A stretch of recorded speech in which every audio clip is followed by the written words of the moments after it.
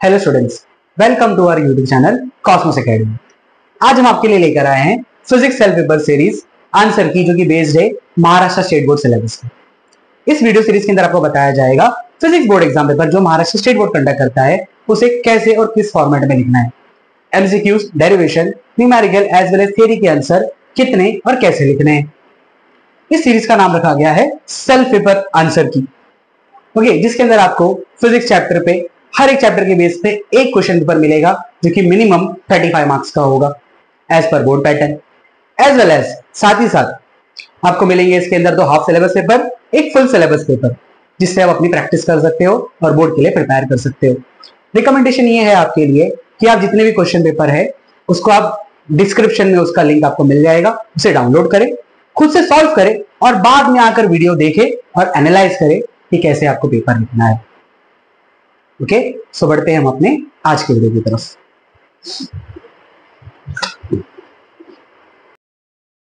Student, तो start करते हैं अपने सेल्फ पेपर सीरीज़ का next chapter, that is structure of atoms and nuclear.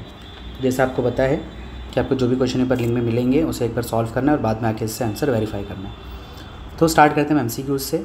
अब एमसीक्यूज का जो क्वेश्चन होता है आपको पता होना चाहिए कि जो भी इसका आंसर लिखोगे ऑप्शन अलॉन्ग विद आंसर लिखोगे।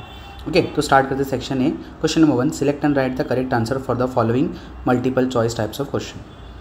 First question, linear moment of an electron in Bohr orbit of hydrogen atom is proportional to, तो इसका आंसर है आपका B, that is 1/n। Next one, the radius of earth 8th orbit of electron in hydrogen atom will be more than that of 4th orbit bye a factor of, तो इसका answer देखो hint में आपको दिया हुआ है, radius is proportional to n²। तो यहाँ पर अगर हम लोग रिलेशन करें r8/r4, 8th ऑर्बिट का रेडियस और 4th ऑर्बिट का रेशो, तो n 8² तो 8/4 को सॉल्व करोगे तो आपका आंसर यहाँ पर आ जाएगा 4। तो radius of 8th orbit is 4 times of 4th orbit, तो इसका आंसर हो जाएगा 4, that is option B. Third one, Balmer series is obtain when all transition of electron terminate on, तो इसका आंसर हो जाएगा option A, that is second orbit. Fourth one, in hydrogen atom electron jumps from the third orbit to the first orbit, the change in angular momentum is, तो यहाँ पर आपके पास hint देखो, Ln का फॉर्मूला होता है NH/2π, तो L3 - L1 का फॉर्मूला हो जाएगा यहाँ पर 3H/2π - H/2π, तो आंसर आएगा H/π। सारी वैल्यू सब्स्टिट्यूट करेंगे, फाइनल हमें आंसर मिलेगा H की वैल्यू 6.63 × 10⁻⁻34 और पाई की वैल्यू 3.142। सॉल्व करोगे तो आपको फाइनल आंसर मिल जाएगा 2.11 × 10⁻⁻34 joule second, that is option B. Okay, question number 2, answer the following question. जो 1 मार्क्स क्वेश्चन होता है इसके अंदर आइदर आपको 1 मार्क्स मिलेंगे या तो 0 मिलेगा, हाफ मार्क्स यहाँ पर नहीं मिलता। Next question number 2, answer the following question. तो इसके अंदर आपको 1 मार्क्स क्वेश्चन होते हैं, आइदर 1 मिलेगा आइदर 0, हाफ मार्क्स का कोई सिनेरियो यहाँ पर नहीं होता। तो first question, the half life of a nuclear species is 1.386 years, calculate its degree constant per year. तो हमारे पास फॉर्मूला होता है लैम्बडा इज इक्वल टू 0.693/हाफ टी हाफ, और टी हाफ यहाँ पर वैल्यू दी है आपको 1.386, पुटअप करेंगे, सॉल्व करेंगे तो आंसर आएगा 0.5 और इसका यूनिट होगा पर ईयर, इसके लिए मिल जाएंगे आपको 1 marks. Next, what is the mathematical formula for third postulate of Bohr atomic model.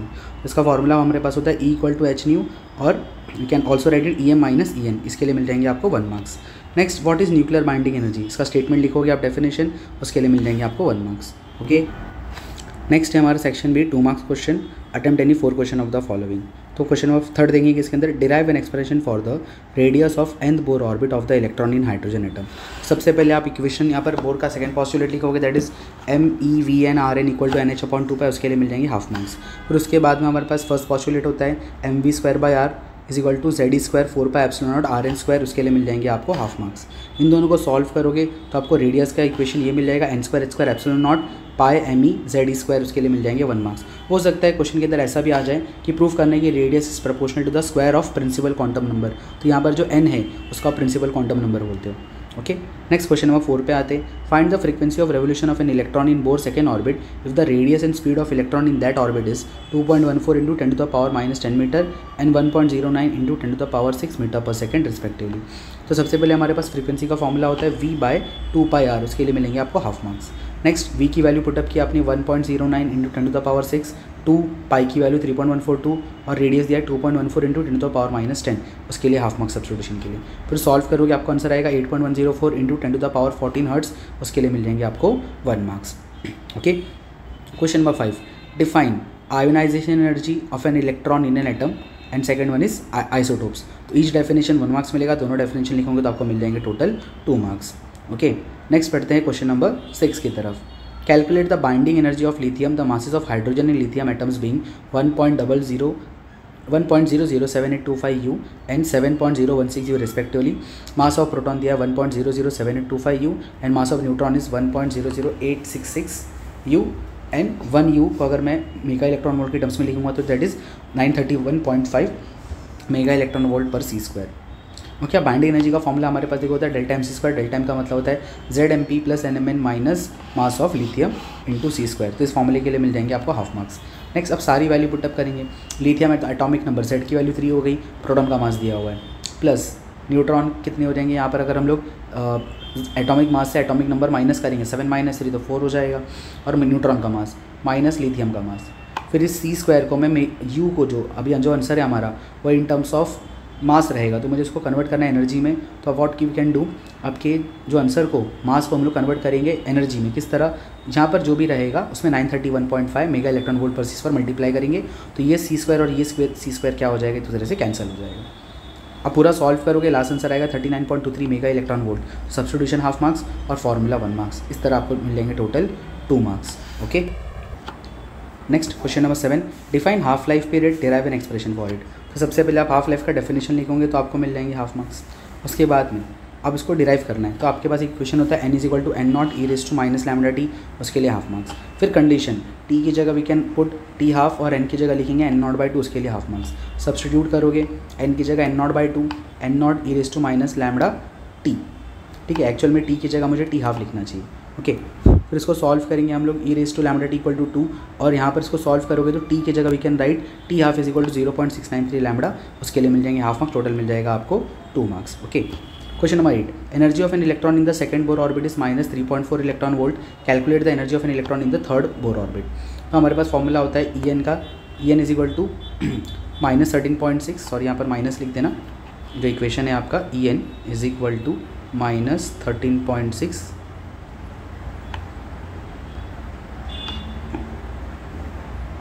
Divide by n square. ठीक है, माइनस साइन डाल देंगे यहाँ पर। तो एनर्जी का रिलेशन n से कैसा हमारा है, इन्वर्स रिलेशन है। ओके, तो E3/2 will become n2² upon n3²। अब सारी वैल्यू पुटअप करेंगे, तो सबसे पहले आप फॉर्मूला लिखोगे, हाफ मार्क्स मिल जाएंगे।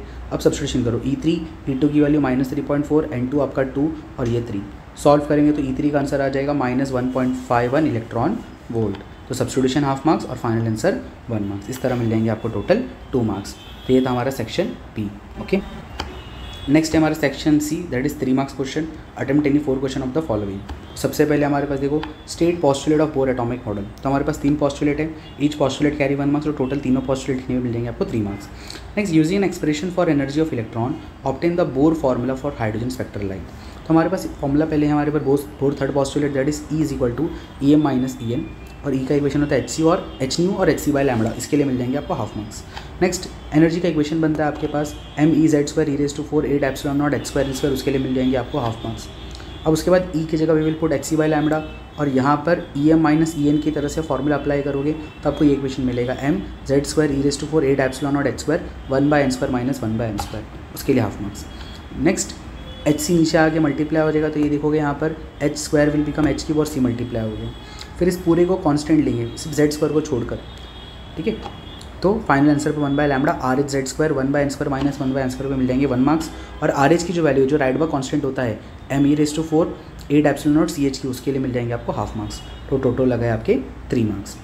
Okay, next question number 11, determine the shortest wavelength of Balmer and Paschen series given the limit of for Lyman series is 912। सबसे इंपॉर्टेंट आपके पास ये फॉर्मूला है 1/λ = RH 1/n² - 1/m², तो इसके लिए मिल जाएंगे आपको 1 मार्क्स। ओके, अब शॉर्टेस्ट वेवलेंथ मुझे बाल्मर के लिए निकालना है। ठीक है, अब बाल्मर के लिए फॉर्मूला हमारे पास क्या होता है, n = 2, और शॉर्टेस्ट के लिए m क्या हो जाएगा, इन्फिनिटी हो जाएगा। तो यहाँ पर हमारे पास देखो वैल्यू RH की वैल्यू आपको कांस्टेंट में गिवन रहेगी 1.097 × 10⁻⁷ 1/2 का स्क्वायर माइनस 1/∞² सब्स्टिट्यूशन पे हाफ मार्क्स। सॉल्व करोगे आपका आंसर SI यूनिट में छोड़ दिया तो एंगस्ट्रॉम में कन्वर्ट कर, उसके लिए मिलेंगे half marks. Same for Paschen के लिए n की वैल्यू 3 होती है और m की वैल्यू इन्फिनाइट होगी। तो सेम यहाँ पर भी 1.097 × 10⁻⁷ 1/3 का square 1/∞² substitution half marks. Solve करोगे आंसर निकालोगे, इसके लिए मिल जाएंगे आपको हाफ मार्क्स, टोटल हो गया 3 मार्क्स। ये क्वेश्चन को सॉल्व करने का एक और तरीका भी है जो थोड़ा इससे ईजी हो जाता है अगर मैं लाइमन सीरीज़ के हेल्प से सॉल्व करूँ। ठीक है, अभी गिवन द लिमिट, लिमिट का मतलब होता है लाइमन सीरीज़ का मुझे क्या पता है, क्या बोल सकते हैं हम लोग, शॉर्टेस्ट वेवलेंथ पता है। ठीक है, तो आप लाइमन सीरीज़ का निकालोगे तो आपको सॉल्व करने पर ना 1/r की वैल्यू मिलेगी, दैट इज़ 1/r मिलेगा आपको 912 आंसर। इसी 912 को आप सॉल्व करके उस तरीके से भी कर सकते हो, तो आंसर आपको सेम ही मिलने वाला है। Okay, next question number 12, disintegration rate of a radioactive sample is 10 to the power 10 per hour at 20 hours from the start. It reduced to 6.3 into 10 to the power 9 per hour after 30 hours. Calculate the initial number of radioactive atom in sample. तो हमारे पास equation होता है activity का a of t is equal to a naught e raise to minus lambda t, और a naught को we can write lambda n naught, उसके लिए मिल जाएंगे आपको हाफ मार्क्स। नेक्स्ट अब पुटअप करेंगे, देखो 10 टू द पावर 10 यहाँ पर पुटअप करेंगे एक्टिविटी के अंदर, a naught e raise to minus time कितना दिया है 20 लैम्डा। ठीक है, similarly 6.3 into 10 to the power 9 और यहाँ पर पुटअप करेंगे a naught e raise to minus 30 lambda, तो सब्स्टिट्यूशन के लिए मिल जाएंगे हाफ मार्क्स। फिर इन दोनों इक्वेशन को डिवाइड करोगे, सॉल्व करोगे तो मुझे लैम्डा सॉल्व करने पर, तो लैम्डा का आंसर निकालने पर will get half marks. Okay, next अभी a ऑफ t का फॉर्मूला क्या था, lambda n naught e raise to minus lambda t, तो a ऑफ t था 10 टू द पावर 10, कोई भी दोनों में से लिख सकते थे हम लोग। लैम्डा की value 0.4621 n naught e raise to minus lambda 0.04621 into 10 to the power 20। अब इसको पूरा सॉल्व करोगे, ठीक है, सब्स्टिट्यूशन पे हाफ मार्क्स, पूरा सॉल्व करोगे तो n नॉट का आंसर आएगा 5.452 इंटू 10 टू द पावर 11, उस पर मिल जाएंगे आपको 1 मार्क्स, टोटल हो गए आपके 3 मार्क्स। कैलकुलेशन थोड़ा सा TDS है इसका, तो आपको ध्यान से करना पड़ेगा। ओके, इन केस अगर ये कैलकुलेशन के अंदर आपको डिफिकल्टी आती है तो आप कमेंट सेक्शन में मेंशन करिए, बताइए सर इसमें डिफिकल्टी आ रही है, तो इसका सोल्यूशन आपको हम लोग कमेंट सेक्शन में बता देंगे। Okay, next question number 13, what is law of radioactive decay, derive the decay law of radioactivity, represent it graphically। तो सबसे पहले आप डेफिनेशन लिखोगे, मिल जाएंगे हाफ मार्क्स। फिर आप उसका लॉ लिखोगे, that is -dn/dt proportional to n, उसके लिए मिल जाएंगे हाफ मार्क्स। अब इसको सॉल्व करेंगे तो देखो dn/dt is equal to minus, proportion का साइन हटेगा तो कांस्टेंट लगेगा, दैट इज लैम्डा, तो माइनस लैम्डा n, और dn/n is equal to minus lambda dt, दोनों साइड इंटीग्रेट करेंगे। अब इसकी लिमिट्स हो जाएगी n नॉट से n, dn/n is equal to minus lambda 0 से इंटीग्रेशन dt। अब इसका इंटीग्रेशन होगा ln of n, n naught से n इसकी लिमिट होगी, और माइनस लैम्डा टी, तो इंटीग्रेशन सॉल्व करने पर हाफ मार्क्स। नेक्स्ट इसको आप लिमिट्स पुटअप करोगे और सॉल्व करोगे तो मिलेगा n is equal to n naught e raise to minus lambda T, उस पर मिल जाएंगे 1 मार्क्स, और graph of n versus t का बनाओगे तो उस पर मिल जाएंगे हाफ मार्क्स, टोटल हो गए आपके 3 marks. Question number 14, draw NEET label diagram indicating energy level diagram and explain Brackett series of spectral line for hydrogen atom. तो डायग्राम प्लस लेबलिंग करेंगे तो मिल जाएंगे आपको 2 मार्क्स, और ब्रैकेट सीरीज को एक्सप्लेन करोगे तो मिल जाएंगे आपको 1 मार्क्स। ओके, नेक्स्ट है हमारे पास सेक्शन डी, जो कि आपका 4 मार्क्स क्वेश्चन होता है, attempt any 2 question of the following. तो question number 15, obtain an expression for energy of an electron in Bohr orbit, hence obtain the expression for its binding energy. तो सबसे पहले kinetic energy of an electron in nth orbit, तो formula simple हमारे पास basic होता है, kinetic energy is equal to half mv², तो उसके लिए मिल जाएंगे हाफ मार्क्स। और वेलोसिटी का इक्वेशन होता है z² 2ε0hn। हो सकता है इस पे हाफ मार्क्स ना देगा एग्जामिनर, आपको इस पे हाफ मार्क्स भी दे सकता है। नेक्स्ट तो काइनेटिक एनर्जी की वैल्यू पुटअप करोगे, आप सॉल्व करोगे तो फाइनल आंसर मिलेगा mz² e raise to 4 8ε0h²n², उसके लिए मिल जाएंगे टोटल आपको हाफ मार्क्स काइनेटिक एनर्जी के लिए। अब पोटेंशियल एनर्जी का फॉर्मूला होता है -z² 4πε0Rn, उसके लिए मिल जाएंगे हाफ मार्क्स। फिर Rn का इक्वेशन होता है n²h² ε0πme/e², ठीक है, हो सकता है इसके लिए भी हाफ मार्क्स आपको मिल सकते हैं, या तो फिर नीचे वाले या तो ऊपर वाले इक्वेशन के लिए, या तो दोनों के लिए half marks. Potential energy Rn की वैल्यू पुटअप करोगे, सॉल्व करोगे तो आपको मिलेगा -mz² e raise to 4ε0h²n², उसके लिए मिल जाएंगे आपको हाफ मार्क्स। अब टोटल एनर्जी के लिए काइनेटिक प्लस पोटेंशियल का फॉर्मूला लिखेंगे, उसके लिए हाफ मार्क्स, दोनों को ऐड कर देंगे। सॉल्व करने पर आपको यहाँ पर मिलेगा answer -mz² e raise to 4 8ε0h²n² is equal to, अब इसको सॉल्व करोगे सारी कांस्टेंट वैल्यूज़ सिर्फ z और n को छोड़कर, तो आने का आंसर आएगा -13.6 z²/n² इलेक्ट्रॉन वोल्ट, इसके लिए मिल जाएंगे आपको 1 marks. Okay, last binding energy बोला था। अब बाइंडिंग एनर्जी टोटल एनर्जी की इक्वल होती है, तो जो टोटल एनर्जी वही बाइंडिंग एनर्जी होगी, तो सेम इक्वेशन कॉपी कर देना, मिल जाएंगे आपको हाफ मार्क्स। ओके, इस तरह मिल जाएंगे आपको total 4 marks. Next question number 16, assuming decay law derive relation n of t upon n naught is equal to half raise to n, where n is number of half lifes. तो यहाँ पर simple देखो, number of half lifes undergone in time, तो जिसका formula होता है n is equal to t total time divided by half life, तो time का फॉर्मूला हो जाएगा n इंटू हाफ लाइफ, तो उसके लिए मिल जाएंगे आपको half marks. Next n of t is equal to n naught e raise to minus lambda t का फॉर्मूला पे मिल जाएंगे आपको हाफ मार्क्स। फिर हम क्या करेंगे, ध्यान से देखो, ये जो टी का था, टी क्या था, n इंटू टी हाफ, वो पुटअप करोगे, n बाहर निकाल लोगे।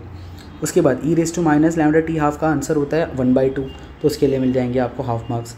और नेक्स्ट इसकी पूरी की जगह वैल्यू पुटअप करोगे 1/2 का पावर n, और उसको सॉल्व करेंगे तो फाइनल आंसर मिलेगा n of T upon n naught is equal to half raise to n, उसके लिए मिल जाएंगे half marks. Second, calculate the energy release in the alpha decay of plutonium to uranium. The masses involved being mass of plutonium is 238.04955 U, mass of uranium is 234.04095 U and mass of helium is 4.002603 U. तो हमारे पास फॉर्मूला होता है Q is equal to delta MC square mass of parent minus mass of product into C square, उसके लिए मिल जाएंगे आपको हाफ मार्क्स। नेक्स्ट, अब पेरेंट कौन था आपका, प्लूटोनियम, कन्वर्ट किस में हुआ, यूरेनियम में। अब यहाँ पर साफ साफ दिख रहा है कि मास नंबर 4 से कम हुआ तो ये अल्फा डीके, तो यहाँ पर मास ऑफ हीलियम माइनस हो जाएगा। ओके, अब सब्स्टिट्यूशन करोगे सारी value, mass of plutonium, mass of uranium and mass of helium, और मैंने जिसे पहले बताया था अभी ये जो आंसर होता है जूल में होगा, तो हम लोग क्या करेंगे उसको कन्वर्ट करने के लिए मेगा इलेक्ट्रॉन वोल्ट में 931.5 mega electron volt per C square से डिवाइड करेंगे, तो ये सी स्क्वायर रिलेटेड कैंसिल, तो आंसर हमारा मेगा इलेक्ट्रॉन वोल्ट में मिलेगा। सब्स्टिट्यूशन के लिए हाफ मार्क्स और सॉल्व करोगे फाइनल आंसर के लिए मिल जाएगा 1 marks. Okay, next question number 17, draw binding energy curve to show the variation of binding energy per nucleon with mass number, what inference can be drawn from binding energy curve any 2 points. तो आप graph with proper labelling बनाओगे तो आपको 1 marks मिलेगा। और inference मतलब क्या, कोई भी 2 कंक्लूजन वहाँ से लिखना है, तो each conclusion will carry half marks, दोनों के लिए हो जाएगा 1 marks. Next, complete the following equation describing nuclear decay. तो जैसे यहाँ पर फर्स्ट में दिया है रेडियम कन्वर्ट हो रहा है आपका अल्फा डीके में जा रहा है, तो अल्फा डीके में क्या होता है आपका एटॉमिक मास 4 से कम होगा और एटॉमिक नंबर 2 से कम होगा, तो 226 से 222 हो गया और 88 से 86 हो गया एटॉमिक नंबर, और ये है रेडॉन का, तो इसके लिए मिल जाएंगे आपको 1 मार्क्स। नेक्स्ट, अब यहाँ पर दिख रहा है कि नाइट्रोजन था वो कार्बन बन गया, ठीक है, तो ये कौन से डीके में जा रहा है, ये बीटा प्लस डीके में जा रहा है, ठीक है। तो यहाँ पर होगा क्या, आपका नाइट्रोजन से कार्बन हुआ तो आपका पॉजिट्रॉन निकला और क्या निकलेगा, न्यूट्रिनो, तो इसके लिए मिल जाएंगे आपको 1 मार्क्स। ओके, तो यहाँ पर साफ साफ दिख रहा है कि एटॉमिक नंबर क्या हो रहा है, 1 से कम हो रहा है। ओके, सो ये था हमारा structure of atom and nuclei का आंसर की। तो जैसा भी आपको वीडियो लगे तो आप कमेंट सेक्शन में बताइए, और जो भी इसके डाउट्स है आप उसमें पूछ सकते हैं। Okay, thank you so much and bye.